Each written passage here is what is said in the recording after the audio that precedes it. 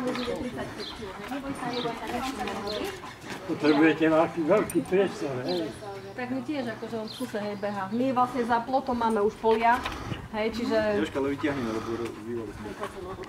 Je natrénovaný, hej? Na priestor. Hej, tak jasné. A u nás ešte vonku na terase máme asi takto nízky plot, tak keď toto spraví tam, tak to je iná sranda. A myslíte, že potom s niečím tie granule ešte myslíte... Hovorím, ja som to začala takto robiť. Veľmi miluje brínzu. Toto viem, že 100% mi zožere aj 2 misky granul, keď tam je brínza. Lebo to je tá taká, proste to smrtka, hej, takže to majú radi. Hej. To je jasné. Na ryby tu môžete kľudne aj keď otvoríte sardínky. Toto, hej.